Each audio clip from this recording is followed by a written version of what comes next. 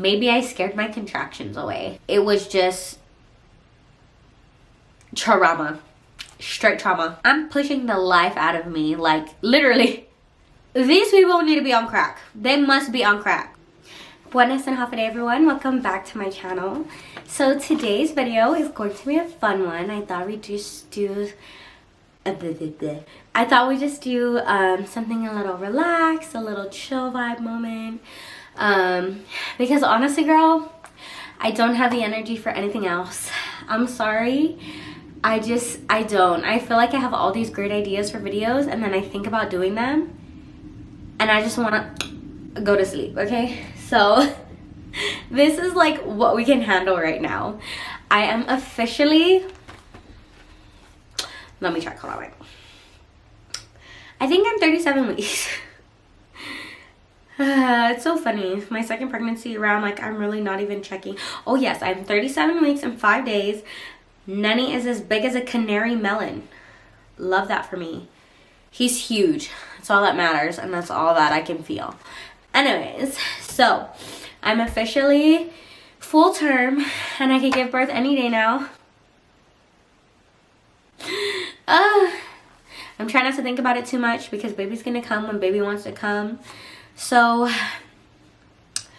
just know that my next video might be me giving birth. You never know, girl. We never know. But today's video is gonna be a good one. I thought hold on, wait, reverse. Anyways, so I feel like now that I'm full term and I'm about to give birth again, I've just been reflecting a lot on my birth experience with Liam, which was so traumatic for me. It was so traumatic. I think birth in itself is very traumatic, but I think it was really necessary for me to just reflect on my first experience and know what I went through, really process what I went through, because for a long time I really just tried to like black it out of my head. It's crazy like how the mind works. Sorry, I'm a little stuffy still, but it's crazy how the mind works to help you basically move through life. So I really tried to just block it out. But obviously now that I'm about to give birth again, I want to be just a little more prepared, know what I want to advocate for. So I'm going to talk about my experience with Liam, and then I think at the end I'll talk about what I want to do differently this time around. So let's get into it. So I just have my notes here on my little notepad, so I don't forget anything. So if you guys see me looking down, that's what I'm looking at. So I gave birth in 2021. And this was basically a year into COVID, and so there was just so much going on. I feel like still at that time, I had moved home that summer, because I was living in Hawaii at the time. I was running around trying to find an OB because in Guam there was only three OBs at the time. Can you believe that? 3 OBs. Ridiculous. It was COVID time, so a lot of places weren't accepting new patients. I had just moved, so it was just such a mess. It was such a mess. But I finally did get my OB. I actually really liked her. I'm not going to, I don't know, should I say her name? I don't know, should I say her name? If it comes up in my story, I'll say her name. But I had personally a great experience with her. Like I said, there's pretty much slim pickings, and from the slim pickings I had, I went with her, and I'm really glad I did because I felt like I had a really great experience with her. Pregnancy progressed really well. I didn't have any complications. I was young, I was healthy. I'm still young and I'm still healthy. But I didn't have anything like gestational diabetes. I didn't have group B strep. I didn't have any like signs of preeclampsia. If you have no idea what these things are, just Google them. But I'm sure if you are an expecting mama or you have given birth already, you know exactly what I'm talking about. It's basically all the routine tests they give moms when they're pregnant. Duh. Okay, anyways. So on September 27th, that was a Monday. At this point, I had been seeing my doctor every week, right? Because once you reach 36 weeks, you see your doctor every week. So this was the week before my due date. My due date was October 2nd, 2021. So September 27th, I had my doctor's appointment. And basically, we were talking about what my plans were. And my husband was... Oh, wait, hello? My husband had told me that he was going to be coming home that Thursday. So I was really trying to have that baby bake as long as he possibly could. So I went into my doctor's appointment on Monday, and she was asking me what I wanted to do. And at this point, I was miserable already. I was so tired. I was just so heavy. It was my first pregnancy, so I was really uncomfortable.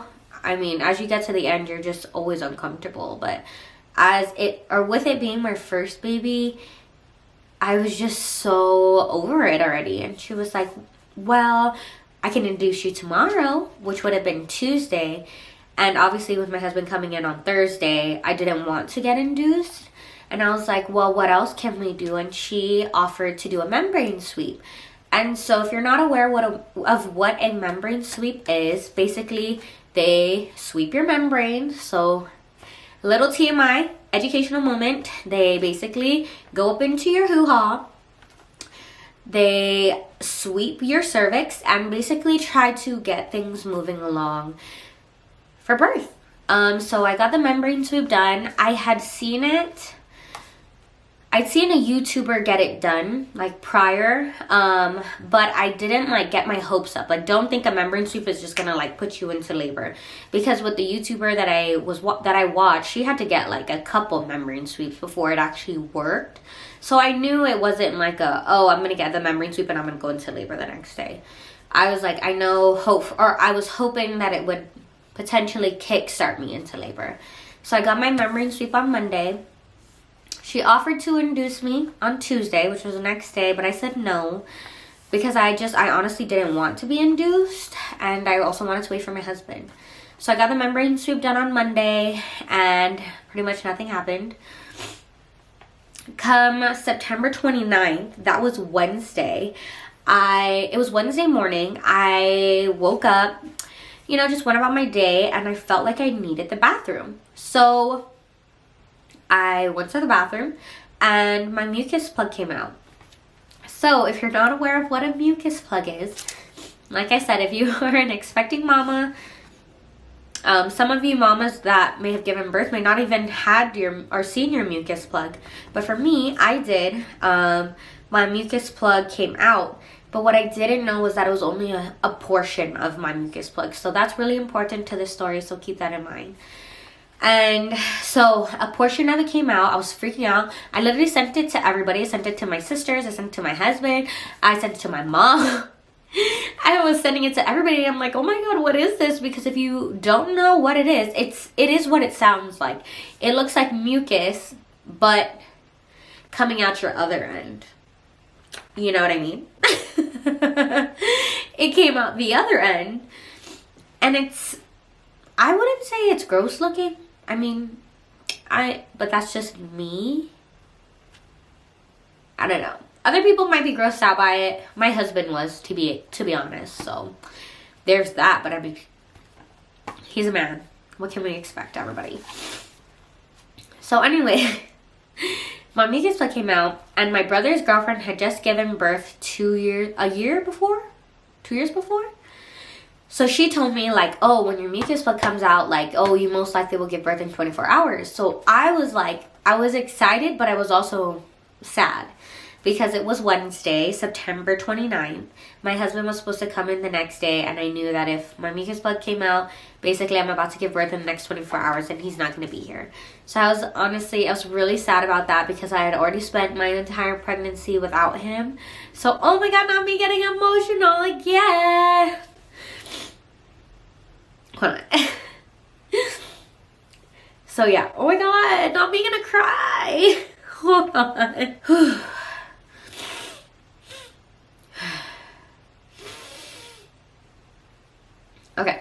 So I was sad because I knew that he was basically gonna miss the birth, which I really wanted him to be there for. So anyways, portion of my mucus plug came out. I'm like, all right, I'm gonna give birth, right? As the day goes on, nothing happens. I don't get any contractions.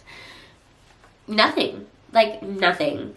And so I was like confused because I'm like, oh, this is supposed to kickstart labor. The membrane sweep worked. Why is nothing happening? Why do I not have any contractions? Like, it was just really confusing. So, but you know, it is what it is. My body was going to do what my body was going to do. I didn't feel the need to call my OB because there's nothing really much to call her about. Because even though my membrane or my mucus plug came out, I'm not having any contractions. So that was like, right, nothing, moving on. Anyways, that evening, me and my family are eating dinner. And I'm disappointed at this point because the whole day had gone by, no contractions, right? So not only was I sad that my husband wasn't going to be here, now I'm sad because I'm not in labor. And I'm already about to be 40 weeks. I'm just so done, and I want to give birth to this baby. Anyways, so it wasn't happening. I think I did get emotional that day. I don't remember, but we're sitting down eating dinner, and we get a knock on the door, and I was like, who's knocking on the door? Like, I think it was like 7 p.m., 8 p.m. at night. So, what the heck? Like, why are we getting a knock on the door? And so I go to check the door, and it was my husband. So he actually came in Wednesday night, and he just told me he was coming in on Thursday. So he surprised me, and I was just like so shocked because, oh, I feel like I'm gonna cry again. If you have been in a long distance relationship, or you have a spouse that's in the military, it's so hard when you go through these big milestones and they can't be there. Oh.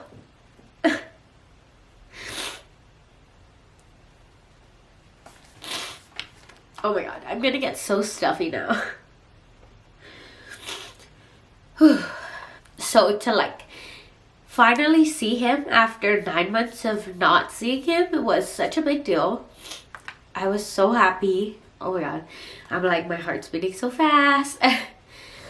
And I was just really shocked because I haven't seen him in so long. It's like such this weird feeling of like elate, or it's a weird mixture of emotions, right? Because you're so happy, but you're like, you just haven't seen your person in so long. It's just like, it's such a weird mixture of emotions. And if you know, you know, right?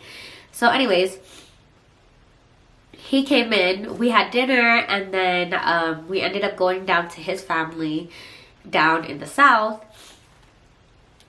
And I ended up sleeping, we ended up sleeping at his mom's house. So that evening, I had Braxton Hicks. It was like in the middle of the night. I woke up and I felt it in my back. So I don't know if this is how Braxton Hicks works, but if you're feeling your Braxton Hicks in the back, or well, I felt my Braxton Hicks in my back, and I ended up having back labor. So if you feel it in your back, I don't be surprised if you have back labor, because I'm 100% sure with Liam that I had back labor. So I woke up in the middle of the night. I just had some Braxton Hicks in my back, and I was like, oh, is this labor? Like, oh my god, is it starting? But I just had like maybe 2 or 3 and then nothing. And I remember them like super vividly because I remember waking up and I had to like ask my husband to like move over a little bit because I had to like switch positions, like turn over, and just to like have them pass through. So anyways, woke up. I'm like, all right, husband's here. Let's go into labor, you know? I'm like, let's get it going. Let's get it moving. And still nothing. My body was not, there was nothing happening. And at this point, now I'm starting to get a little nervous, right? So I went from happy, disappointed, to happy again. too nervous because my husband only had a short window of time that he was going to be able to be home. So I'm like, every day I don't give birth is one more day that he's not going to spend with me, you know, to be my support, to help me, to do all these things. Mind you, I did have my family, but still, it wasn't my husband. So anyways, Thursday goes by. We basically just hang out with like his family. You know, we just enjoy each other's time. We just, all I remember is just being with our family, right? Because that's our favorite place to be. My husband had been away for 9 months, so we were just hanging out with his family, with his grandma, and then we went home that evening to my house because I needed to prep for my thesis proposal defense the next day. So we went home to my house on Thursday. I finished my work and then I prepped. I was just like practicing my presentation. Moved on. Next day, this is October 1st. This is Friday. I wake up. It's like maybe 6:30, 7 in the morning. And I start getting contractions, Miss Girl. Okay, these are good, consistent contractions. They were like 7, 6, 8, 9, 6, 5, 7 minutes apart. Like it was going in that order. Because I remember we were tracking it and we were like, oh, it's close. And then it'll get farther and then it'll get closer. So I was like, oh my God, I think this is it. And it had been the steadiest amount of contractions I've ever had. I literally never got contractions prior to this. My Braxton Hicks was literally felt the night before. So I'm like, oh my God, we're going into labor today. I was so happy. I was just like elated. So we made sure we got my hospital bag ready. But I needed to defend my thesis proposal. If you are in higher education right now, you probably are just laughing and think this is like the craziest thing ever. But you know, a girl gotta do what a girl gotta do. And I was not about to push out this baby until this thesis proposal defense was done. Because that's who I am. Period. So anyways, my thesis proposal defense was at 8 in the morning Guam time. So anyways, I get on the computer. I log in. My professors get on, my chairs get in, like into my Zoom, and I tell them like, I'm really excited to be here today, but I'm letting you all know that if I just pause randomly, it's because I'm getting a contraction because I think I'm going into labor today. And mind you, I was supposed to defend this, I think like earlier in the week, but we had to reschedule it because one of my chairs couldn't make it. So he felt so bad, but I was like, no, it's fine. Like we're gonna make do, and we're gonna get through this. I get through it. It was about an hour and a half, and then we had like another 30 minutes for like questions and comments, and so it was about 2 hours. So by the end of my thesis proposal defense, I realized I didn't have a single contraction. So I'm like, oh, that's like weird. Like my contractions just stopped. And then maybe like 30 minutes after that, I start getting contractions again, but they were getting further and further apart. So I was like, oh, maybe I like it sounds so stupid now that I say it. Maybe I scared my contractions away. Girl, you can't really do that. But what I'm thinking happened was that I had a lot of adrenaline, I had a lot of like nervousness, stress, and basically that did affect my body and my progression of my contractions. But I mean, it is what it is. So I was like, oh, I told my husband, let's go to GPO, which is Guam Premier Outlets. It's like a mall in Guam. Let's walk around and hopefully it kind of like stimulates my contractions again. And since the hospital's right there, we can go to the hospital like right after. So we went to GPO and we're tracking my contractions, and honestly, I was so defeated at this point because obviously I'm so swollen. I was just so heavy at that point. We were walking around for I think an hour, almost 2 hours, just walking around all the stores. And my contractions were just getting further and further apart. I think at this point, they were like 15, 20 minutes apart. And I literally started crying in Ross. Like, I'm crying to my husband. He's like, what's wrong? And I'm like, it's just like, why is my body not doing this? Like, why? Like, what's wrong? Like, why isn't my body progressing? Like, I want this baby to come out, I want to give birth, but my body just doesn't want to do it. And I'm just so frustrated, I'm so tired, I'm so heavy, like, I'm just so tired. And he was like, you know, why don't we go home? Like, let's go home. So I'm like, okay, whatever, right? So we go home. And then I lay on my bed and I'm just like crying to him because I want to give birth. Like, I'm just so done. Like, women, mamas, expecting mamas who are almost there or there, you know what I'm talking about. When you get to the tail end of your pregnancy, you're just so done. You're so done. And that's exactly how I felt. So anyways, I was laying down. I was like on the edge of the bed and I was facing him, and he was like, imagine he's like down here.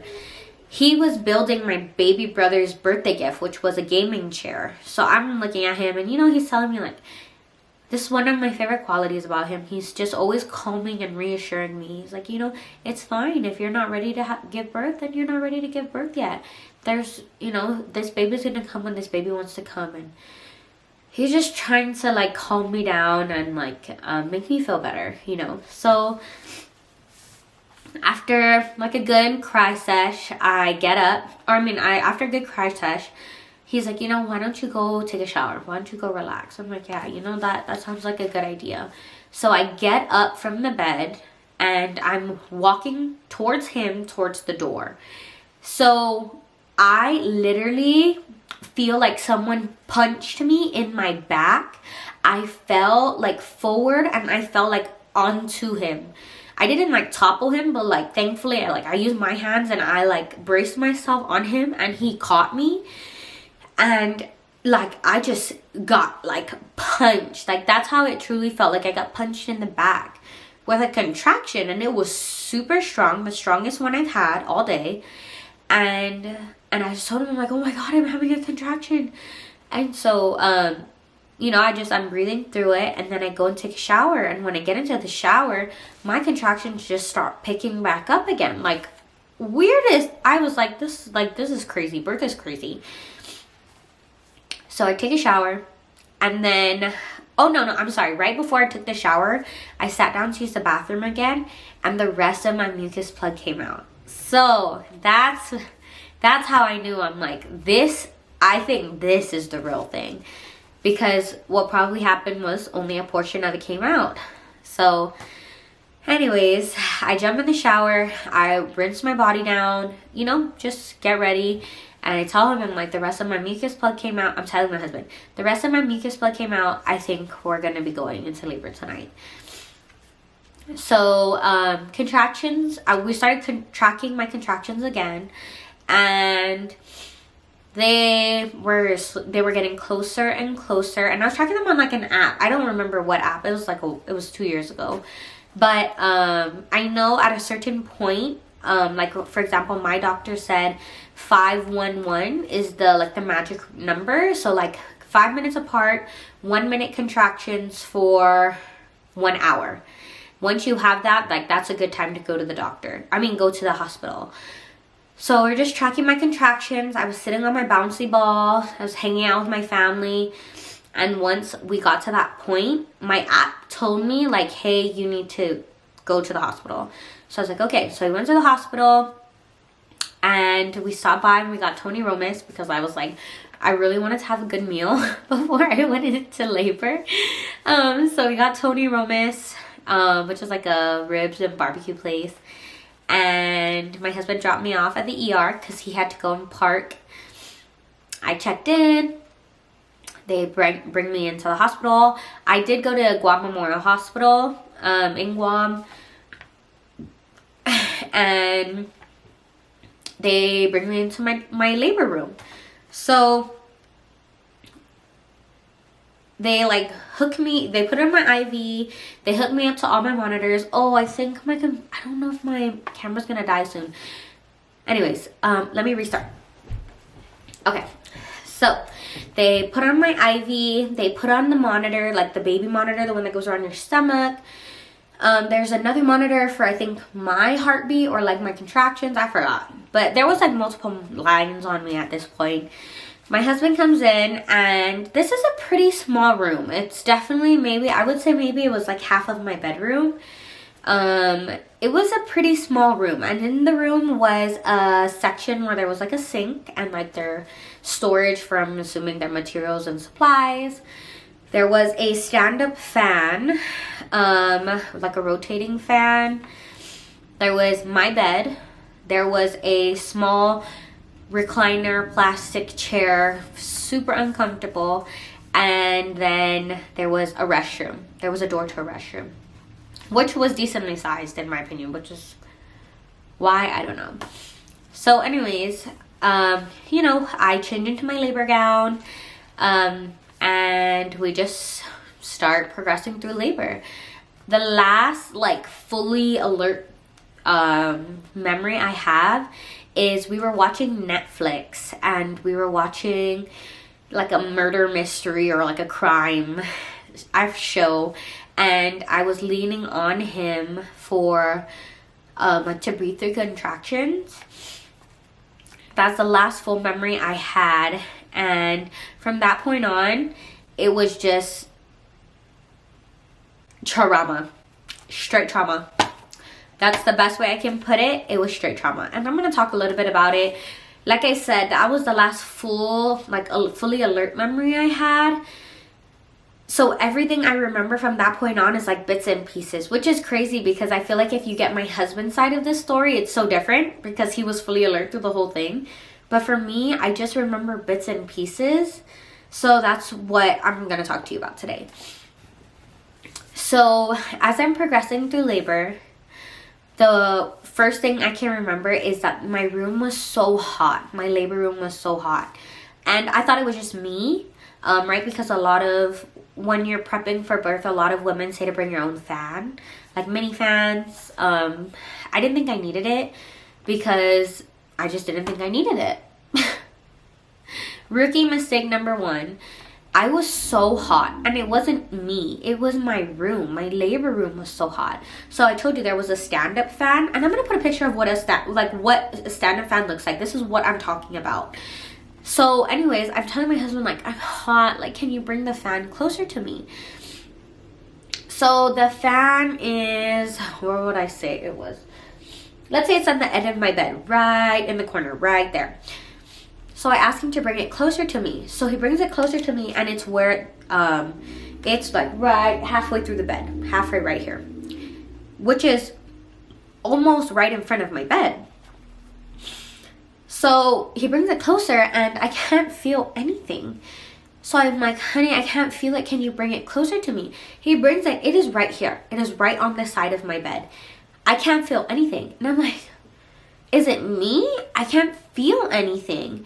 And I literally put my hands, so I'm going like this. I'm like, I can't feel anything. I go like this on the outside of the fan. The fan is blowing air on the outside. It's not even blowing the air straight on. So my husband has to turn the fan sideways so that it could actually blow air on me. But regardless, that room was just uncomfortable and hot. The hallway though, like the hallway area, it was nice and like cold there. I remember that.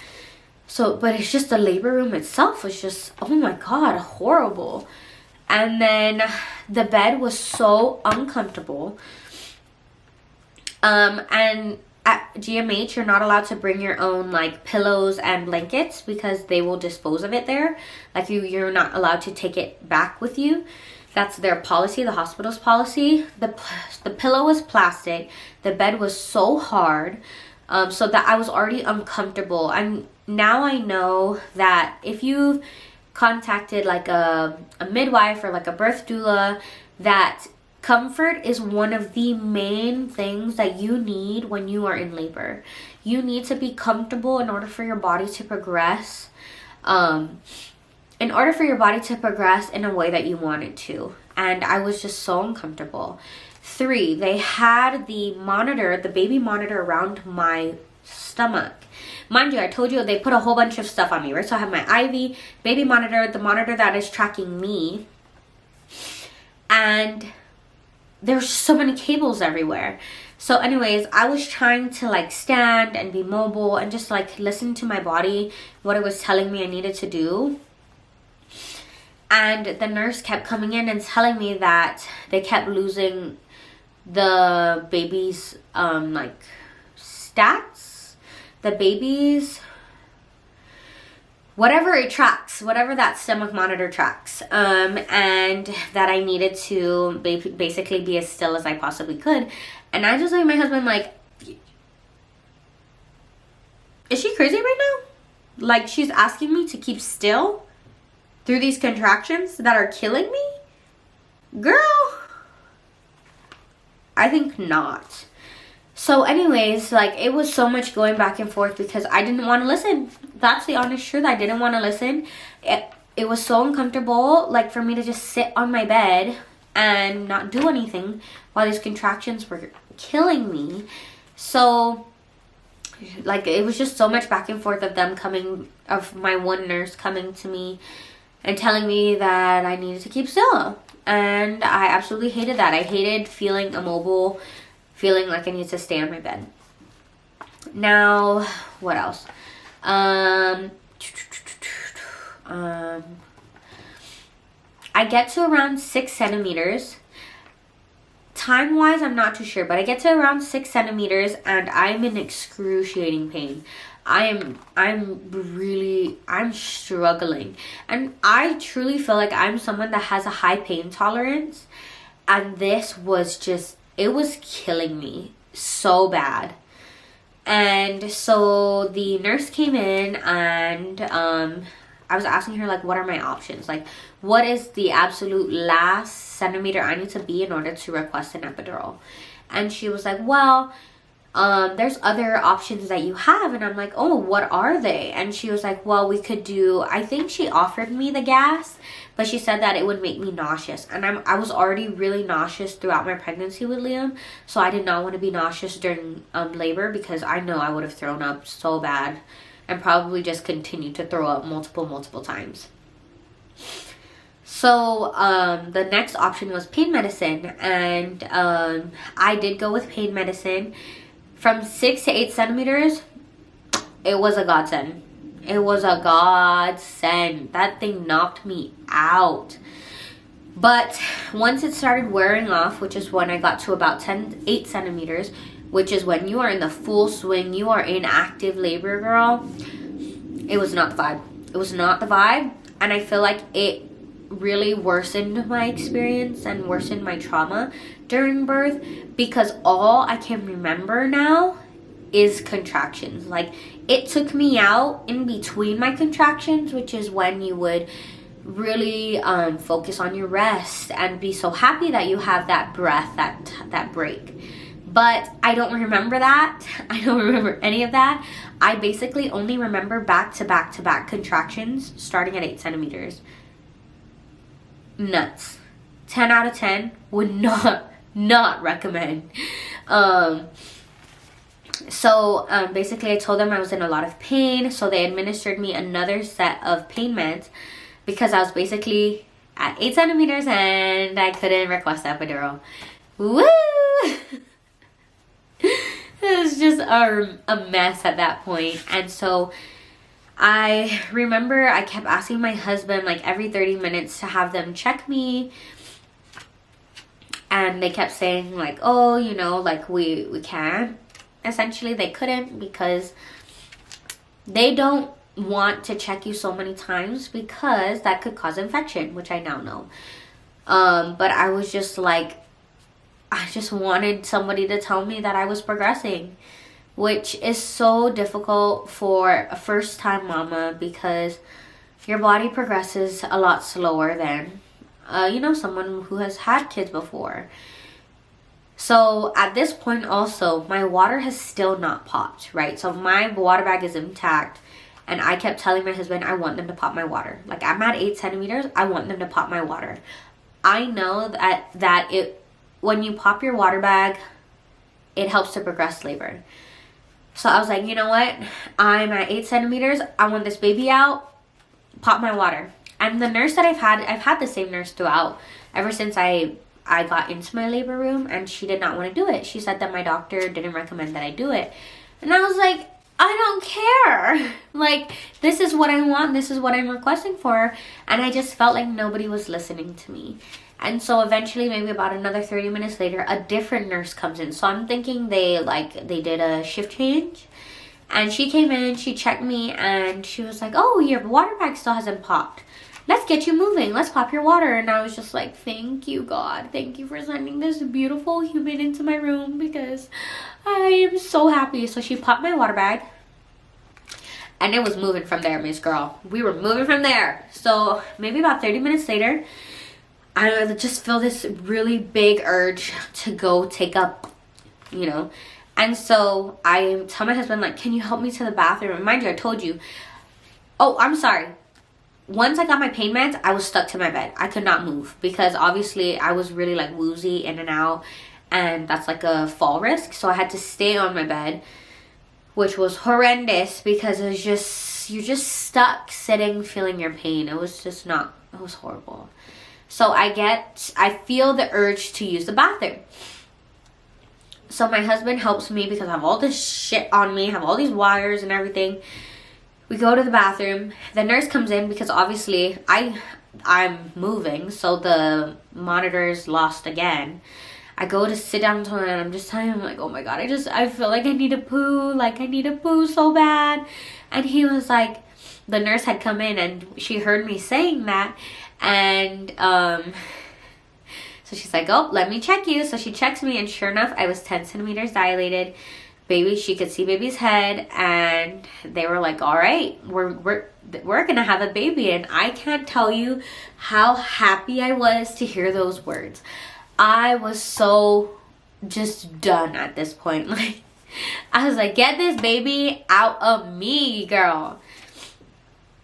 So I get back onto my bed and here I'm thinking, all right, let's have a baby. This is where we're having a baby. Let's do it. They bring in a gurney, a transport bed.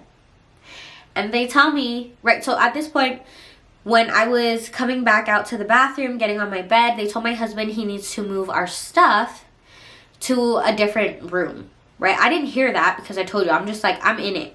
And so my husband leaves and they tell me, they bring in this bed. They tell me I need to move myself onto this bed. And I was like, these people need to be on crack. They must be on crack. Like,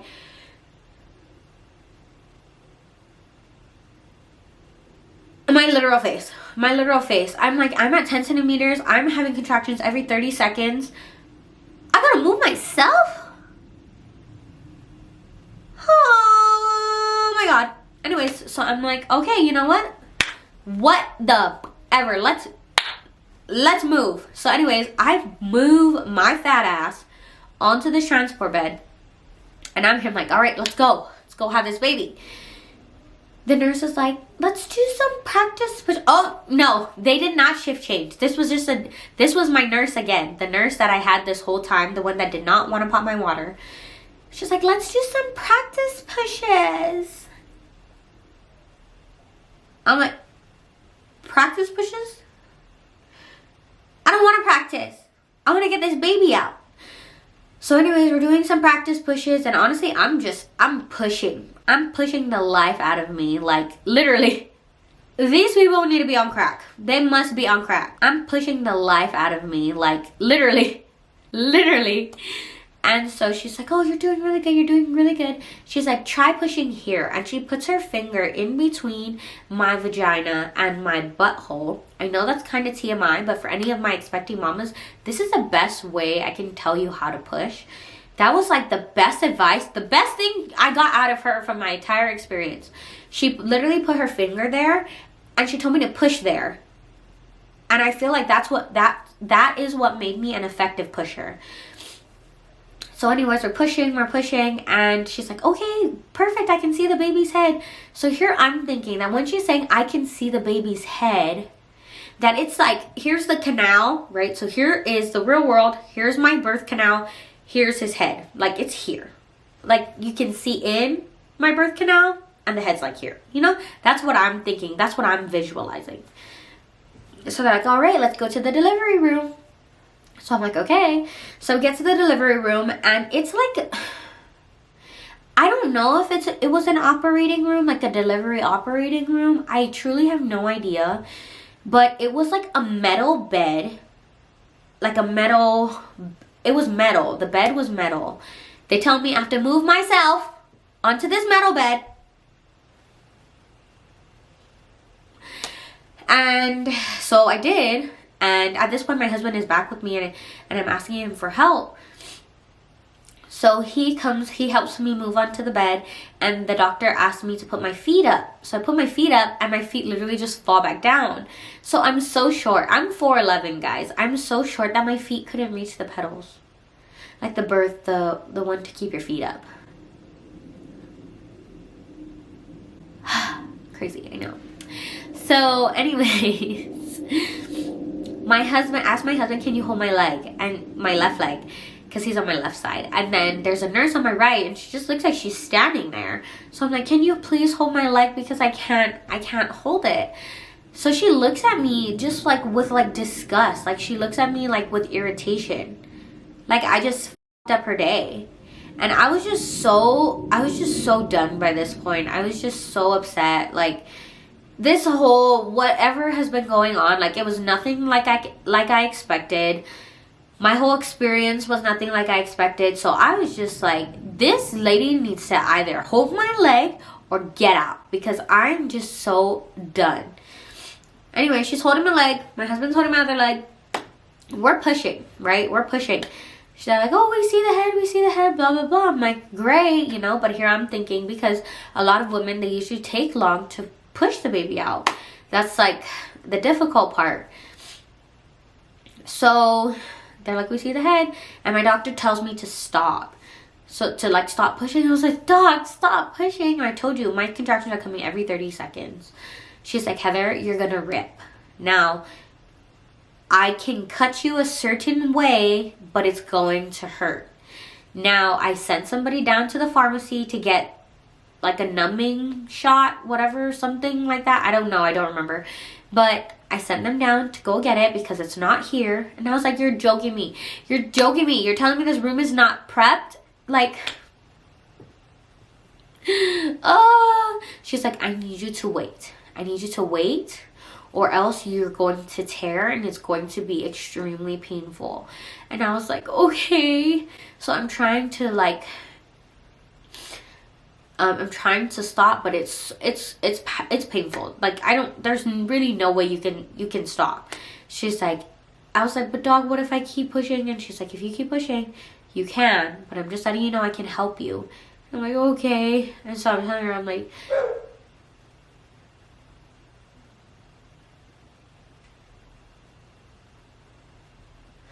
like, doc, I can't wait. Like, it's coming. The baby's coming. She's like, okay, I'm gonna cut you. I'm gonna do it. So I'm gonna cut you. So she cut me sideways. That's the best way I can explain it. I didn't have an episiotomy. She cut me sideways. So she did that. And basically I was thinking that the baby is still in the birth canal and that it's gonna take time, you know. He's gonna take time to come out. So I was like, okay, if I do like 3 pushes or like 5 pushes, by the time I'm done doing those 5 pushes, then the person will be back. No, girl. Within 2 pushes, Liam literally was out of me. He was out of me. And I literally just fell back. I remember just falling back, and just the contractions immediately stopped after that, which was like mind-blowing. I was like, this whole time, the way for it to stop was to push him out. Crazy. Crazy. So I pushed him out, and then my placenta did not deliver. So she's like, Heather, I'm going to have to stick my hand inside of you to get your placenta out. And she's like, I have to do this because I need to prevent infection, right? Because if you don't fully deliver your placenta, it starts rotting, and obviously if it's inside of you, it's going to cause an infection. So she stuck her hand up inside of me, And I felt it, but it wasn't like painful. Mind you, I'd literally gone through literally the worst pain in my life a couple minutes before that. So it was not painful at all. I just remember being like, Doc, and then falling back down. Oh boy. Yeah. So then I fell back down, and apparently I did lose a lot of blood. So Doc is like, the doctor's stitching me up because I ripped, and, or well, she cut me. And I literally just remembered like shaking. I was like shaking, and I was asking them for blankets, and they put blankets on me, and it felt like they literally just put a thin blanket. But my husband was like, no, they put like 3 heavy warm blankets on you. And I was like, that's crazy, because I was freezing. I was literally so out of it. I don't even remember them putting Liam on me, because they put Liam on me. My husband got a picture, and that's like the best memory I have. Like, I don't even remember that moment. So anyways, my doctor ends up stitching me up, making sure I'm good to go. And then they transfer me again. So they end up moving me this time onto another bed, not a transport bed this time. It was a different bed, and they moved me into the recovery room. So in the recovery room is where me and my husband are, and it's not a single room. You're like, there are other people in there, like moms in there, and there's like curtains. And I remember this because I remember hearing a baby crying and a mom, like I think they were in like 1 or 2 curtains down from us. So anyways, have Liam. This was basically like our golden hour. I remember because there was a clock right across me, and I was just holding him and cuddling him, and we started breastfeeding, and it went so well. Thank the Lord, it went so well.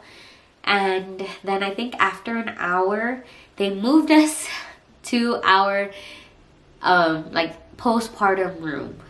Like, so mind you, 4 different rooms. So we're finally in our postpartum room, and we're finally alone. And this room was so much better. It was so much, like, it was well ventilated. It was cool.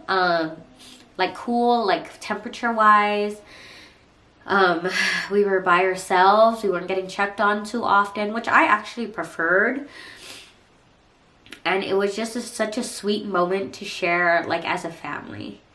And yeah, we had a really good time in recovery. I recovered really well. I didn't really have a lot of issues recovering. If there's one thing, my recovery went really smooth in my opinion. And what else? Oh, and then I think after like a couple hours, they came and they took Liam, and they said they had to do vitals on him. So, you know, I'm like, okay, perfect, no problem. How long is it going to take? And they said, oh, it takes about maybe like 30 minutes to an hour. And I was like, okay, that's fine with me. 30 minutes comes, we ask for an update. No update, they're swamped. No, like, update on him coming back. They said they're swamped, like they're behind, and that it's going to take a little longer. I said, okay, no problem. I'm watching the clock at this point. An hour, now we've hit an hour. Ask for another update. Mind you, I'm in my bed. I'm making my husband go and get these updates. He said, oh, sir, there's still no update. Like, they're behind. They're not done yet. It's an hour 15. I'm getting pissed. Because I'm like, I want my baby back. There's no reason he should be away from me for almost 2 hours, right? Send my husband out again. They send him back. An hour 30 comes, and I tell my husband, I say, you better go out there right now, and you better go and get my baby. Because if you don't go out there, I'm going to go out there myself. And that's the last thing they're going to want. And my husband knows not tunnel vision, but when I am set on something, I'm set on something, and I'm gonna go get it. And this is my child that I just traumatically birthed out of my vagina. I was like, nope, I want my child back. I want him back now. So my husband goes out and he tells them, my wife wants our child. And she's very upset, and she wants him now, or else she's gonna be the one coming out here. 15 minutes, they bring my baby to me. I was like, just like so angry, because I'm like, why did this take this long? So mind you, at this point, when he finally came to me, we're at about an hour 45 that he's been away from me. And I know that doesn't sound like a long time, but to a newborn, that's a long time. Like, that's a long span of time to be not skin to skin, to be away from your parents, you know, to be away from the one thing that you felt for the last 9 months, which is me, his mom. So anyways, he comes in. All they had on him was like a little, it wasn't even a onesie. It was just like a top, and it had like a tie on it. No hat, no swaddle. It was open. And they said, oh, ma'am, his temperature was low, so we were keeping him under a warmer. I'm like, what? Like, what kind of excuse is that? I'm sorry. I don't think that's an answer. Because I could have been doing skin to skin with him, which could have been temperature regulating. They could have put the warmer in our room with him to keep him warm. Never once did they say that his temperature was low. So I was just so upset. I was so upset at that point. Because I'm like, first off, my son doesn't have no clothes on. Second off, he's not swaddled. Third, we could have been doing skin to skin. You're saying he has a low temperature, but why? Girl, make it make sense, because it was not making sense. And as a new mom, who, yes, I may have been sleep deprived, I'm not stupid. So anyways, we get my baby back. From that point on, it was fine. Like, the nurse was definitely giving us attitude, but I didn't care. I'm like, you know what? This is my baby, and you're not going to tell me what to do with my baby. And don't get me wrong, I understand. Nurses, they are hard workers. They do a really great job. But I just felt like the communication was not there. And as a mom, as a new mom especially, you truly have to advocate for what you want. And so that's what I did. So we got our baby back. Breastfeeding went on as normal. Everything went on as normal. And because it was COVID, family could not come and visit us. So I feel like it was like a double-edged sword, because family couldn't visit us in the hospital, but it was such a special time to spend with just me, Liam, and my husband. So I was very, very thankful for that. And then what else? My OB came and checked me the next day. She said I did really well. I'm healing really well. Everything looks great. And the pediatrician came in, checked on Liam. He said everything looks great. And then they gave us a bunch of paperwork. And a nurse... Oh, hold on. One moment. Okay, what else? So there was a nurse that came, I remember early on, and she was like, oh, baby, looks like he latched on really well. I don't know if that was the nurse that was the IBCLC, which is the International Board Certified Lactation Consultant. But if that was not good. That was not good. Because at that point, she didn't give me any tips. She didn't tell me anything about breastfeeding, about pumping, about anything. So I didn't think that was great. They gave us a bunch of paperwork basically telling us about his shots that he received, anything else, like newborns, what to expect. They gave us like basically a bunch of papers. And then they gave us the birth certificate, like information to fill out for the birth certificate, not telling us that we needed to turn that in before we left. You would think that's kind of important, no? So we left, and then I'm going through the papers when we're at home, and I see it. I'm like, oh my God, what was I supposed to do with this? Like, they didn't say. So I call the hospital, and they tell me I was supposed to turn that in before I left. And I'm like, well, they didn't tell me that. So I turned them in. We had to go back to the hospital, turn that in, because you need to get the birth certificate. Girl, that was a mess. But yeah. So that was my traumatic birth experience. And like I said, there's a bunch of parts where honestly I don't remember. But that has just really, reflecting on that experience and how scared or how traumatic it was, really just made me learn what I want to do this time around. and my camera is going to die, and I know that I've already been talking for almost an hour. So I think what I'm gonna do is I'm gonna make another video about what I'm planning to do differently, because unless you guys want to watch an hour of just me talking, that's like crazy. So I hope you guys enjoyed this video. I know this is not like a lighthearted topic or like a lighthearted experience, but I hope you guys enjoyed it, and I'll see you guys in my next one. Bye.